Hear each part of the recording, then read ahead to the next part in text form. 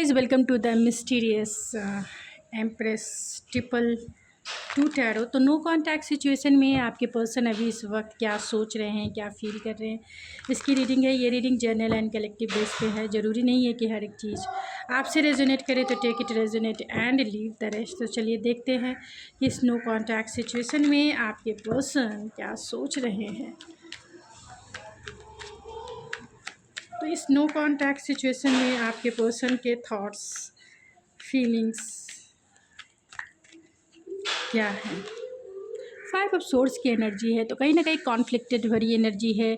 अगर आप दोनों के बीच में थर्ड पार्टी सिचुएशन है या फिर आप दोनों के बीच में आर्गुमेंट हुए हैं, ये पर्सन उसी के बारे में कहीं ना कहीं उनको कॉन्फ्लिक्टेड भरी एनर्जी है। ये पर्सन बॉसी भी हो सकते हैं, इगोइस्टिक भी हो सकते हैं, लेकिन चाहते हैं वो रिकन्सिलेशन करना, चाहते हैं वो आपकी तरफ फोकस करना, वो चाहते हैं आपसे बातें करना, क्लियर कम्युनिकेशन वो करना चाहते। हो सकता है ये पर्सन ने पास्ट में आपके साथ कोल्ड बिहेवियर किया हो, तो वो आपसे कहीं ना कहीं डरते भी हैं, इसीलिए ये पर्सन इगोइस्टिक भी हो सकते हैं।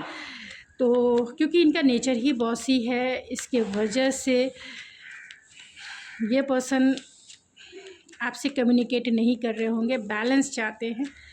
तो 5 ऑफ सोर्स की एनर्जी को क्लेरिफाई, तो 3 ऑफ सोर्स की एनर्जी है, तो कहीं ना कहीं थर्ड पार्टी सिचुएशन है, चाहे वो लॉन्ग डिस्टेंस हो या फिर थर्ड पार्टी सिचुएशन में कोई अनदर रोमांटिक पार्टनर है, पेरेंट्स है, जो भी हो, आपकी सिचुएशन के अकॉर्डिंग ही थर्ड पार्टी डिसाइड होगी कि आपकी सिचुएशन में क्या थर्ड पार्टी का रोल निभा रही है। चाहे वो लॉन्ग डिस्टेंस है, चाहे फिर अनदर रोमांटिक पार्टनर है, या फिर करियर, फाइनेंस या जॉब है, रिलीजियस फैक्टर है, आप दोनों के पेरेंट्स नहीं मान रहे हैं, तो कोई ना कोई तो वजह ज़रूर है। ये पर्सन आपको इम्पल्सिव वे में कम्युनिकेट तो ज़रूर करना चाहते हैं, आपकी तरफ आना तो ज़रूर चाहते हैं, क्योंकि इस पर्सन का फोकस भी आप है, आपके साथ ये लॉन्ग टर्म देखते हैं, आपके साथ ये लाइफ देखते हैं। लेकिन हो सकता है कि ये पर्सन थोड़े से डिफेंसिव ज़रूर है, फाइटर वाली एनर्जी है इनकी।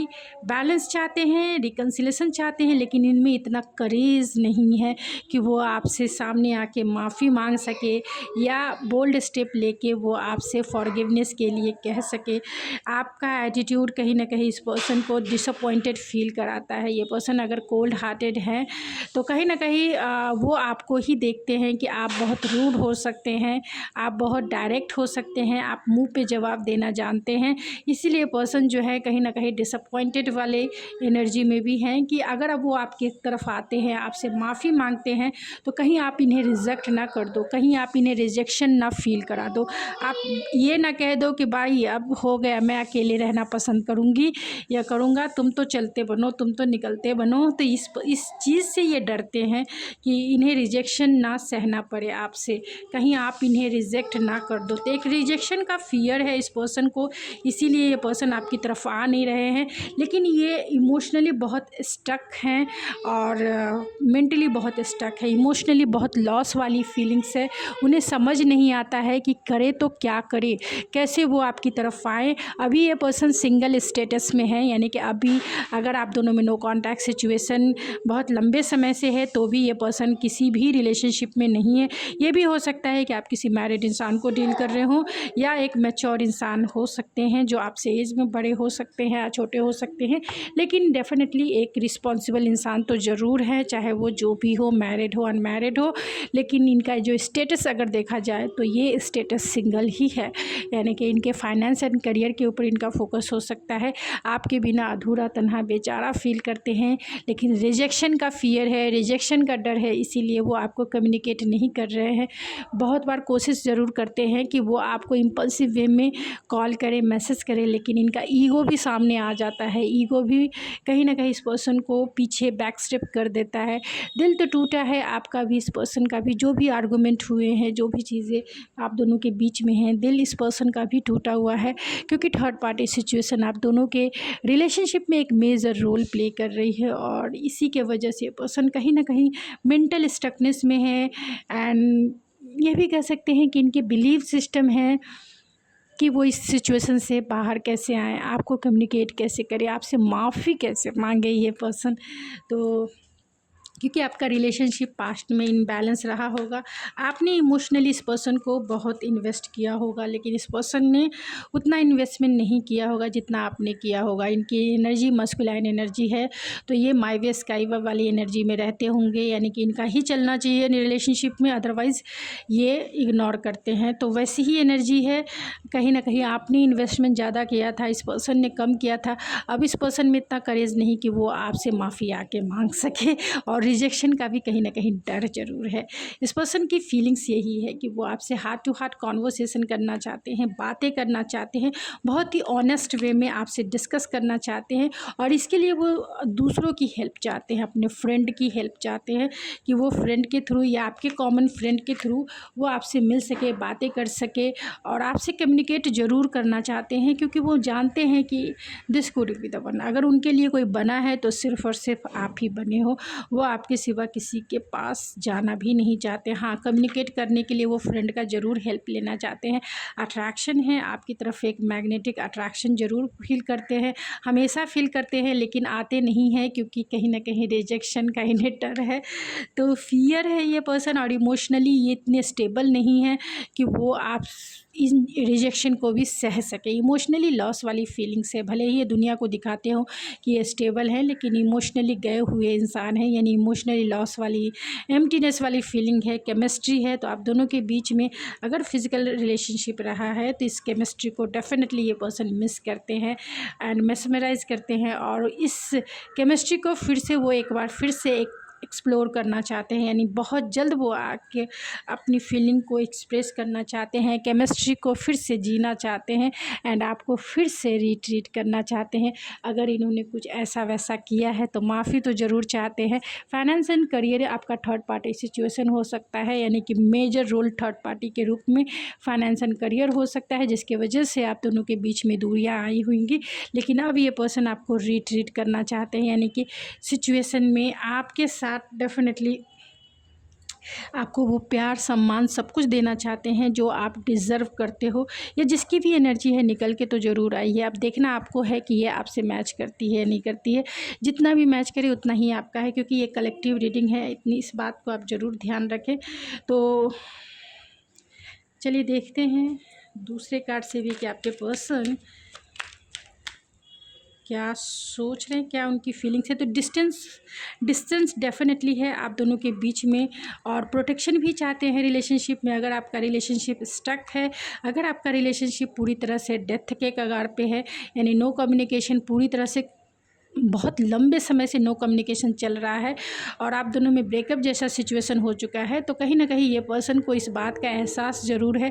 वो चाहते हैं रिट्रीट करना, क्योंकि जो चीज़ें दब चुकी हैं उसे वो फिर से बाहर निकालना चाहते हैं, यानी कि यहाँ कहीं ना कहीं किसी का सपोर्ट, किसी का हेल्प ज़रूर चाहते हैं।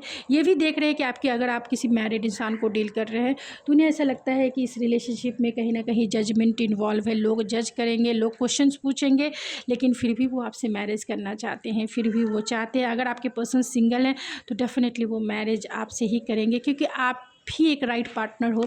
जिस पर्सन को फील होता है कि वो आपके मेन मैन और मेन फीमेल बन जाए, यानी कि आपको ही वो अपनी लाइफ में एक लाइफ पार्टनर के जैसा देखते हैं। मैच्योर मैन भी है, तो बहुत ही मैच्योरिटी से सिचुएशन को हैंडल करना चाहते हैं। आपके लिए कहीं ना कहीं कंसर्न ज़रूर है। उन्हें नहीं पता है कि आपकी स्थिति परिस्थिति कैसी है, आप क्या कर रहे हैं अपने लाइफ में, नहीं कर रहे हैं। तो कहीं ना कहीं मैसेज का भी इंतज़ार है, किसी के थ्रू ये मैसेज ज़रूर आपके बारे में लेते हैं, आपके बारे में जानकारी इनका हासिल करने का इनका कंसर्न होता है। यहाँ भी मैसेज है, तो बहुत जल्द अगर इन्होंने आपको ब्लॉक किया है तो अनब्लॉक करेंगे।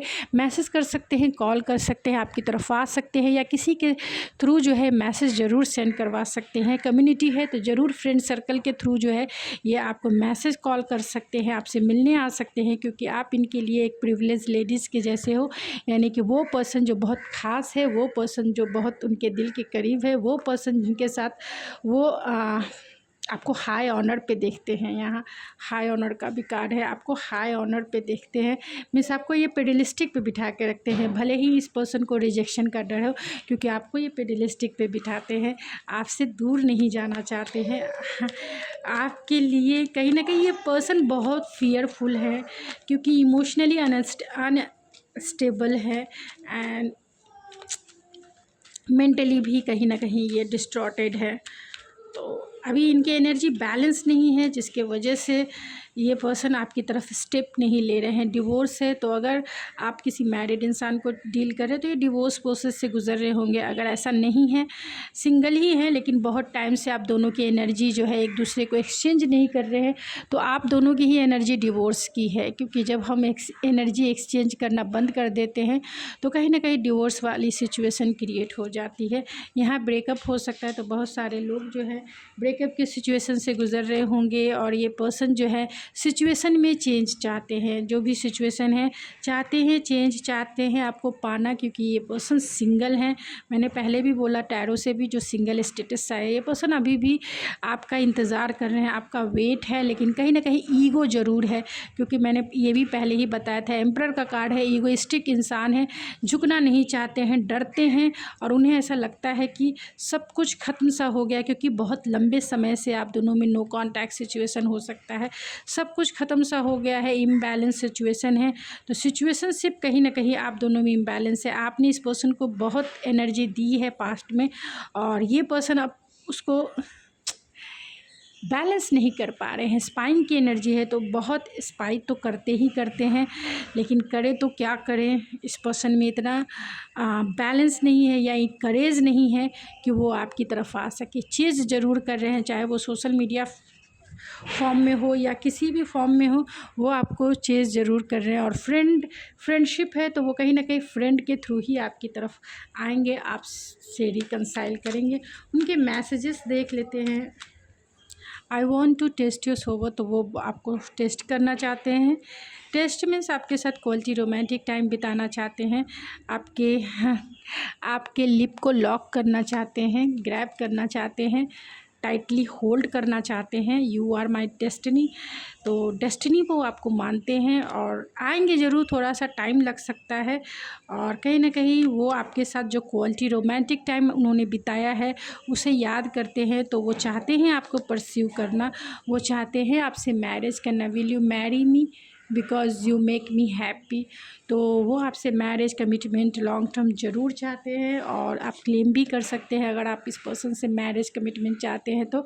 I am all tired up right now, बहुत थके हुए से हो गए हैं, क्योंकि दिल और दिमाग की जंग में कहीं ना कहीं ये अपने आप में बैलेंस नहीं बना पा रहे हैं, कहीं ना कहीं सोल्यूशन नहीं निकाल पा रहे हैं, जिसके वजह से पर्सन थक से गए हैं। It's not for your fault, it's mine, तो वो जानते हैं कि गलती तो इन्हीं की है कि इन्होंने सिचुएशन को हैंडल नहीं किया, ये आपकी तरफ आ नहीं सके, इनमें इतना करेज नहीं है कि वो आपको फेस कर सके। एंड तो वो जानते हैं कि गलती इन्हीं की है, लेकिन वही बात है, करेज जब तक नहीं आएगा, चीज़ों को वो फेस नहीं करेंगे, तो कैसे रिकन्सिलेशन होगा। तो आपको बहुत याद करते हैं, आपको अपना लकीएस्ट पर्सन मानते हैं इस दुनिया का। उनका दिल जो है आपके लिए ही धड़कता है, और एक बार नहीं कितनी बार धड़कता है, और बार बार एक ही नाम लेता है, और वो सिर्फ़ और सिर्फ आपका नाम लेता है। तो चलिए ऐसी सिचुएशन में आपके लिए क्या गाइडेंस है ये भी देख लेते हैं। नो कॉन्टैक्ट सिचुएशन में क्या गाइडेंस है डिवाइन।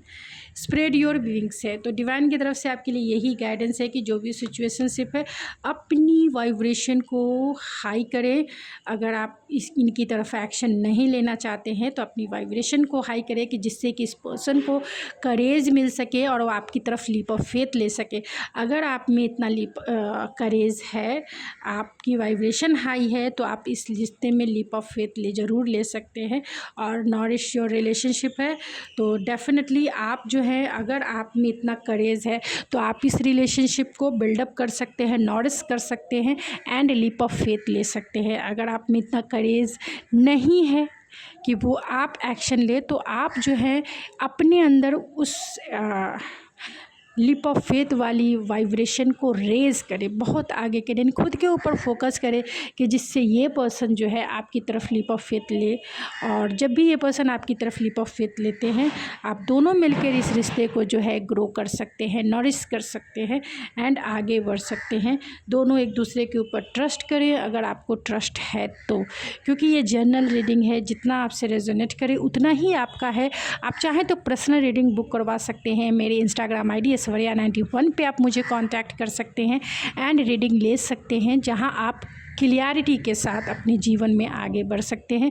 चाहे वो रिलेशनशिप में हो, चाहे वो विदाउट रिलेशनशिप में हो, जीवन में क्लियरिटी के साथ आप आगे बढ़े। कभी भी कन्फ्यूज़न के साथ, कभी भी किसी भी डाउट के साथ आगे नहीं बढ़ें, क्योंकि कहीं ना कहीं स्टकनेस आपकी लाइफ में हमेशा हमेशा बनी रहेगी, यानी एक ही साइकिल आपकी लाइफ में रिपीट होती रहेगी। तो आप इससे बाहर निकले, क्लियरिटी में आगे बढ़ें और पूरी तरह से कॉन्फिडेंस के साथ आगे बढ़ें।